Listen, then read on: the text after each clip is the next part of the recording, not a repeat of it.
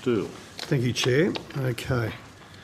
Now, I just want to talk about the National Road Safety Strategy, the last one. So it's had two broad targets, as we're well aware, 30% reduction in fatalities and a 30% reduction in serious injuries. So I'd ask the officials, is it true that no state is currently on track to achieve the targeted reductions in either trauma as per our current National Road Safety Strategy as outlined? Senator, that's at the moment, states aren't on track to achieve those targets. Yep, no, thank you. Is it true that we're not yet able to nationally report on or even measure serious injuries? Senator, we've actually made some good. Sorry, that's correct at the moment, but we're in a position to have an improved database in place to be able to report on those based on the work that's been underway with the states and territories over the last few years. So yeah, we're making progress. I understand, thanks. Yeah. Let's just yes and no's and move along. And between Sorry, Senator Gallagher and myself, we really hope that does happen, but forgive my cynicism at the moment, not wanting to even think about what might happen if we all get our act together. Let's just deal with what we've got in front of us. That's great. Can you tell us what the department's done throughout the past 8 years to rectify this? Now you can have a go. Mr. Folds? Senator Alex Folds, Executive Director, Surface Transport Policy. Injury data and improving the measurement of non-fatal injury is a priority in the National Road Safety Action Plans in 2015 to 17. Mr. Folds, I'm going to help you out with the greatest respect. Senator O'Sullivan and myself and Senator Gallagher, we formulated the Road Safety Senate Inquiry. We're very aware of all that sort of stuff. But can you just tell us what you've done in the last 8 years? Senator, can I just clarify, on the injury data? Yes, on the collection of injury data. So the Austroad Safety Task Force project, which you might be aware of, is to measure the non-fatal crash outcomes, commenced in November 2015. It's managed by the Bureau of this department in conjunction with Austroads, and there are 3 stages. Stage 1 is a pilot, commenced in November 2015 and is now concluding. That pilot has provided proof of concept for a national approach to producing routine national data on non-fatal hospitalised road injuries. The pilot project needed and obtained ethics and other approvals to undertake national matching and linking of hospital deaths and crash data. That took a long period of time to get to that point. That stage 1, as I say, is now concluding.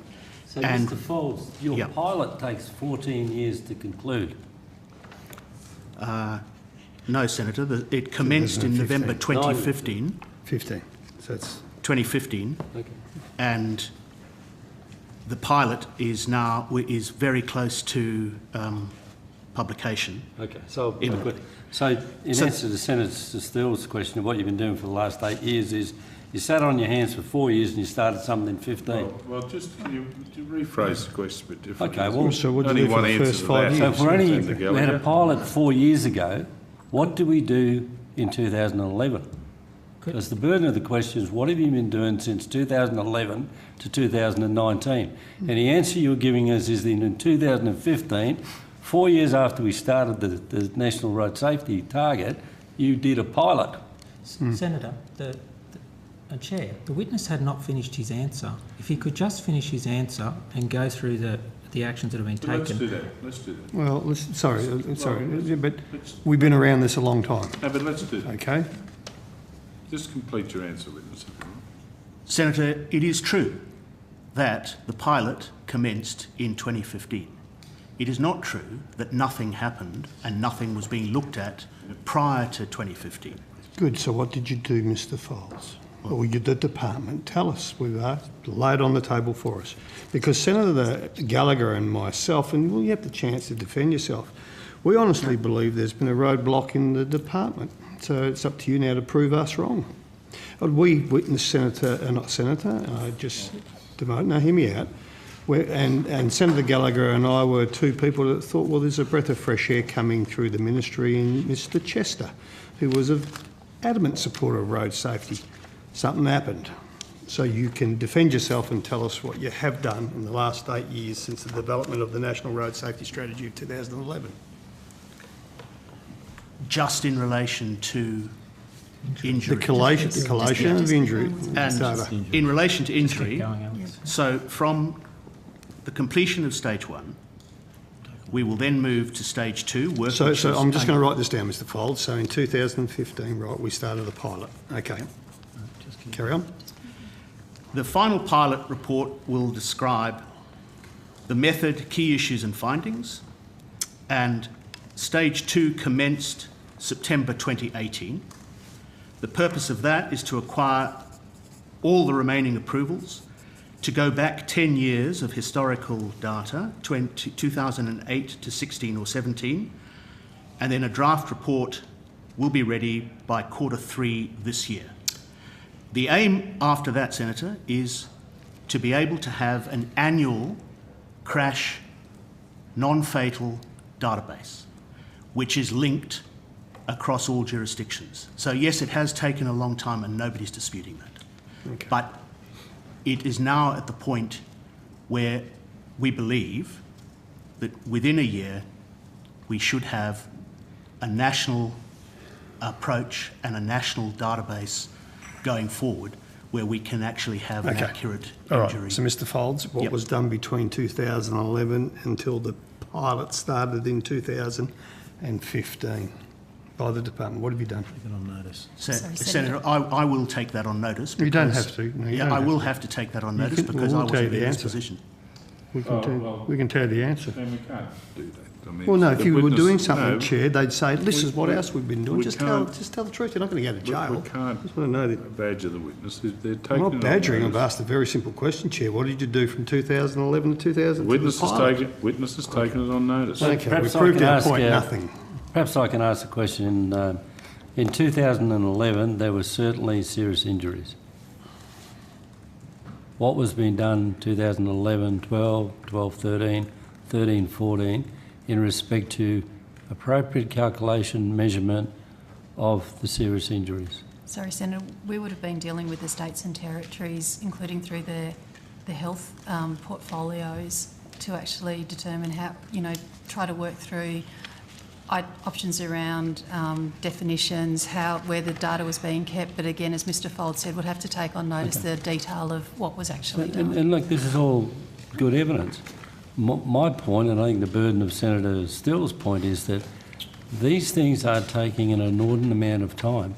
For a country like Australia to take probably, 8 years to conclude or to get almost to the conclusion of measurable serious injuries in relation to road accidents is almost incomprehensible to the average person. Appreciate that, Senator, and we So would we're all... looking for the reason of resource, whether you haven't got enough resources, whether it's not a priority, or it's not your job. Maybe you thought it was someone else's. State jurisdiction. I don't know. That's what we're looking for. They've taken it on notice. And we just No, have they've to wait. taken what they think they can get out of on notice. I would like to know, Well, you can't is there a clear lack of resources allocated to the department in Well, respect you can ask that question separately. And I'm but asking in that terms of the reference to 11, 12, 12, 13, 13, 14, they've taken it on notice, and I think we should leave that where it is. But if you've got questions about whether you think Ms Spence thinks that the department's under-resourced then and now, that's a valid question to ask.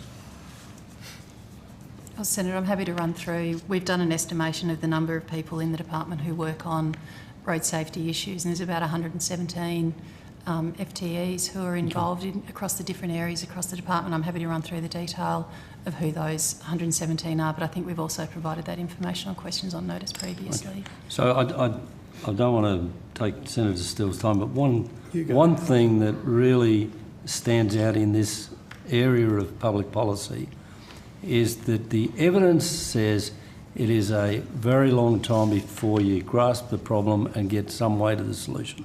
Do you accept that? Yes, Senator.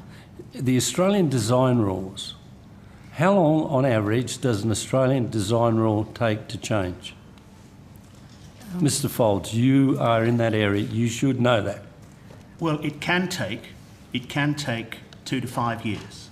to 5 years. It can, and Okay, it depends. so that's fine. Yep. That's the answer, to 5 years. So if everybody in this parliament decided that we wanted autonomous braking technology in all vehicles imported in Australia, it would still take 5 years under our existing parameters to change the rule.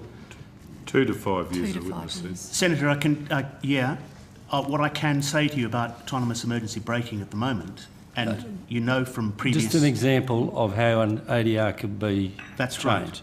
It may not be...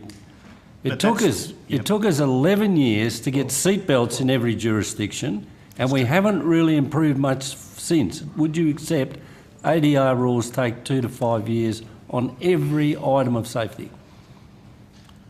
I couldn't answer. There are 79 of them. I don't know how long each and every one of those took. We can take that on notice, but it is that kind of time frame generally, Senator. All right, so Mr Folds, can you tell us what progress has been made on development of the next National Road Safety Strategy? So the next National Road Safety Strategy is being informed by the inquiry report, the National Road Safety Inquiry Report, and the current road safety strategy expires at the end of 2020, and you know that there's an action plan that's associated with that. We are beginning the development of the next National Road Safety Strategy, which will go for 10 years from 2021. We're aware of that. The work on that will be informed by the governance review that is being conducted under the National Road Safety Inquiry. It will also be informed by the work being undertaken by the Heavy Vehicle National Law Review. It'll be informed by the results of fatigue management studies. It'll be informed Mr Folds, sorry, Yep. no, I don't want to be rude, I want to move on. Because fatigue management is an area no one wants to have an argument with me on fatigue management, as you would appreciate, okay? We don't need any more inquiries into fatigue management. I'm fatigued out with the fatigue management inquiries, I can tell you now. Let me go to the inquiry, that fine report by Professor Woolley and Dr Crozier, which we're talking about. 12 recommendations, okay? Has the department been working on a government response to the 12 recommendations? Senator, so the Deputy Prime Minister announced the... I know what happened. It's Yeah. either yes or no. Have you been working, has the department been working on with the government responses to the Yes. 12 recommendations? Great, thank you. Has the department identified actions for the Commonwealth to take to reduce road trauma? Senator, I think the answer to that is yes. Yes. We've provided advice to government on actions that are consistent with the recommendations to government. Good, tremendous. Has advice been provided to the government on the content of a government response? Senator, we're doing it in... It's a work in progress, so we've been advising them on the direction with the governance review and how we're working with the states and territories on coming up with arrangements to implement the other recommendations. But there are things that are directly in the Commonwealth's control, Senator. Yes, I'm aware. And we are providing advice to No, that's the good. That's good because all we can deduct, and I think the minister's making an announcement tomorrow or something like that. All I can deduct is we've got 12 recommendations. One recommendation's been addressed. Okay, but I didn't know what happened to the other 11. I've heard nothing. In the Senator, if it helps, in the communique from the Transport and Infrastructure Council meeting in November, there's the reference in that to the working group that was established to progress the other recommendations. Yeah, good, okay. So when I talked about the advice to government on the content of the response, when was this advice provided? As I said, there's been ongoing advice provided. So, for example, around the terms of reference for the governance review, there's been advice provided around the statement that the Deputy Prime Minister made in the Parliament this afternoon. So I haven't seen it. There was... What was it? It was the Deputy Prime Minister made a statement just updating on what work was being done in relation to road safety. So I know you can point me to Twitter or something, but you want to share it with us because we haven't left this room. We can certainly get a copy. We'll organise for a copy and table it if that would help. Okay, well you can, but look, is it 13 pages long? Or it was a statement in the Parliament, and I'm just not sure what time. I think it took about 10 minutes, Okay. Yeah, it was- Senator. All right. And then the Shadow Minister made a statement in response. Okay, all right, we can leave it there and have a look at it later. So have resources in the Department for Road Safety Research and Policy been increased since the report was released?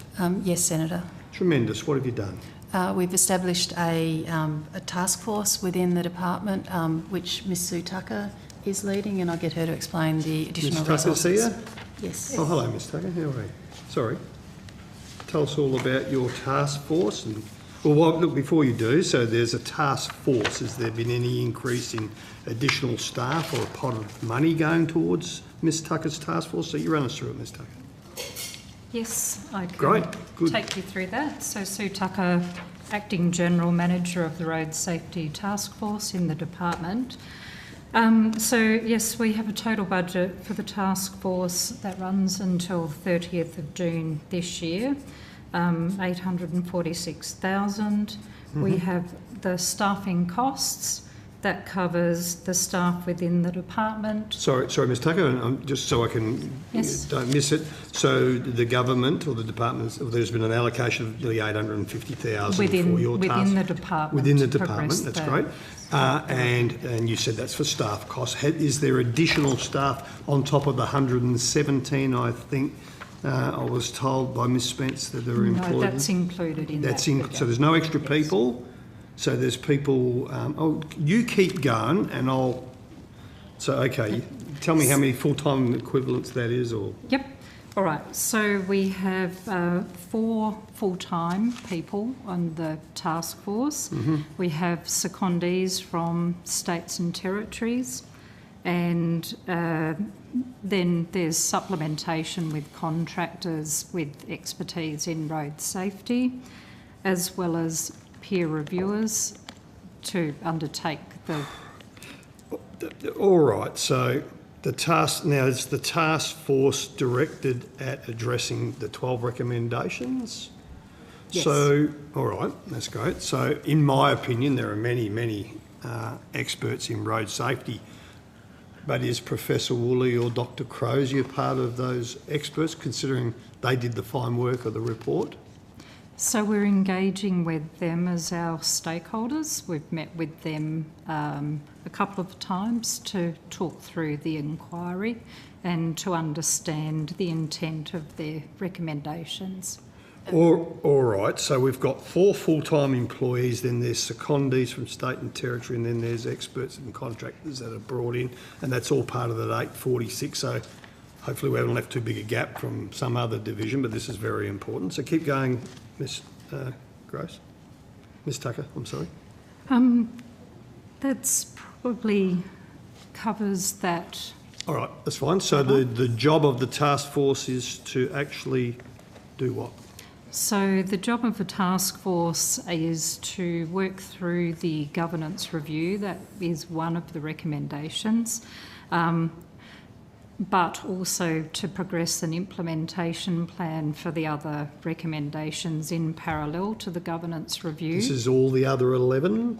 That's correct. Even though there's some state? Okay. Yes. And Senator, it's probably worth noting that it's in conjunction with the states and territories, so we're working with them, and the aim is to have both the implementation plan and the governance review at the Council of Australian Government, the Transport Infrastructure Council, at its first meeting this year. Yeah, that's in, did you say June or something? That's when we expect it to be, yes.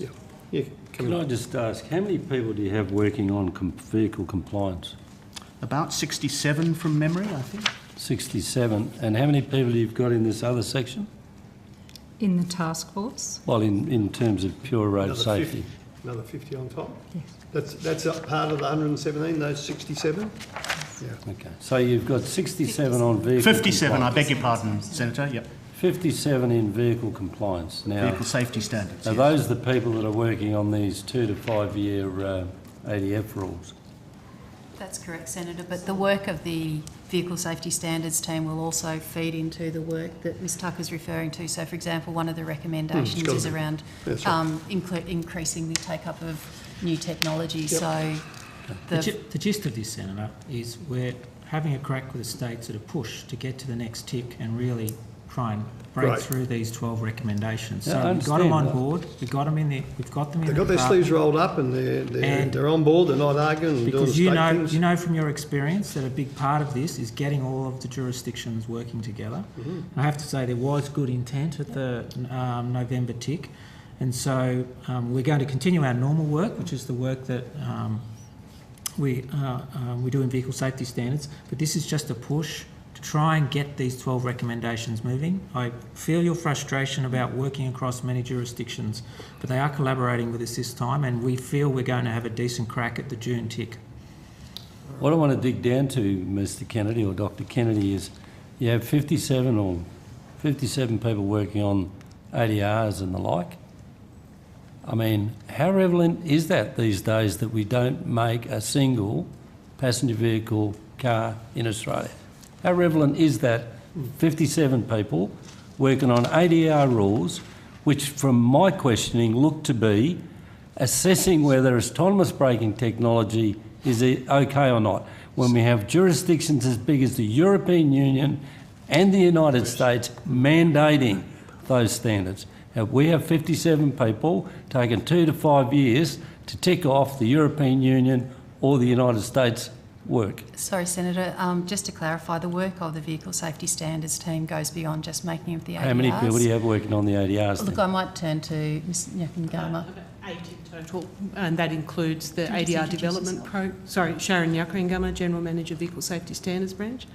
I have currently have 8 FTE working on ADRs overall. Okay. That includes both the new ADR development program and the harmonisation and maintenance program that we also So undertake. what do the other 49 people do?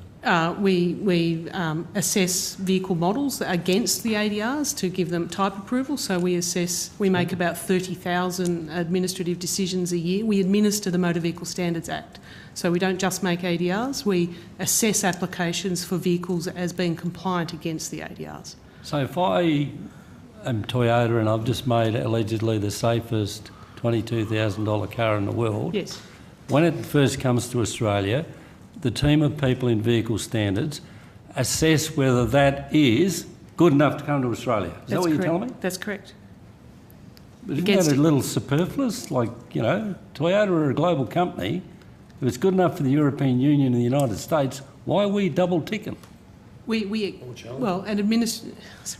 regulatory burden reduction measure is that we acknowledge we have mutually recognised approvals that have been granted to that vehicle against the harmonised standards that we accept. So we will look at evidence of approvals to each ADR. It's not the whole vehicle. That's another deregulatory measure that we're looking at later this year. So for every element that has an ADR, all 90 plus of them, there are now. So whether it's the lighting, whether it's the braking, whether it's the glazing, the crash protection standards, every single one of those tests has a test report and it will have an approval, and they get submitted to us to assess. I'll hand back to Senator Steele with this.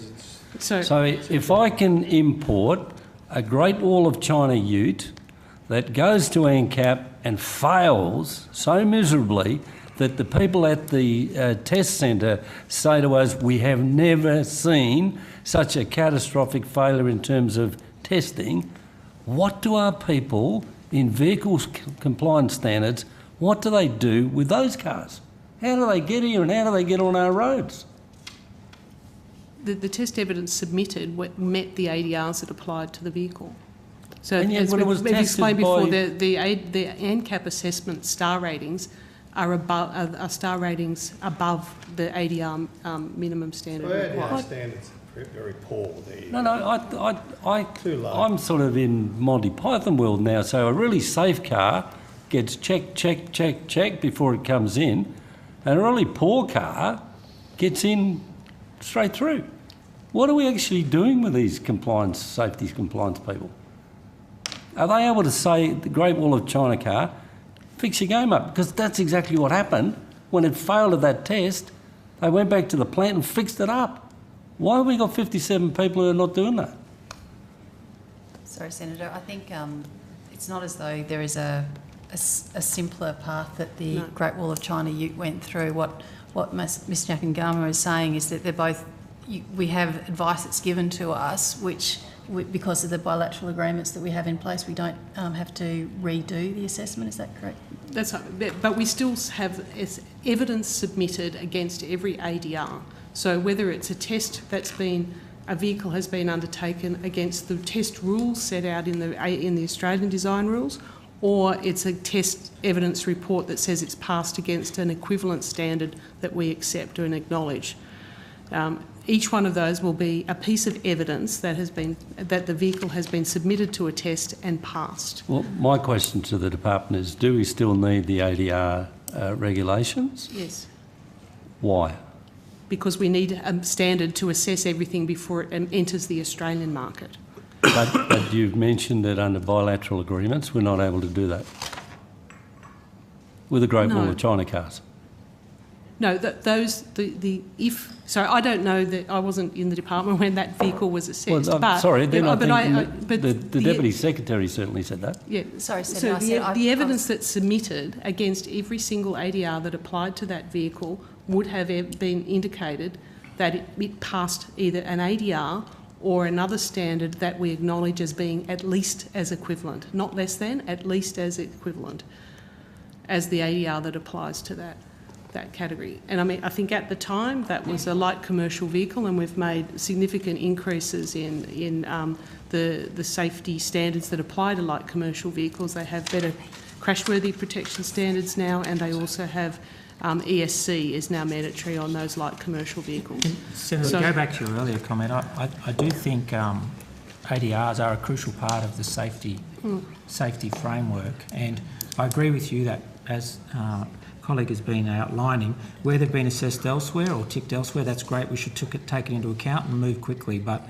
I do think it is an important part of doing our best for safety for Australian consumers to assess vehicles coming into this country against these ADRs. Now, if your question is, we think you should have more ADRs, which I think you are arguing around autonomous emergency braking, well, that's a genuine question, but I do think that the ADRs are an important part of the road safety toolkit.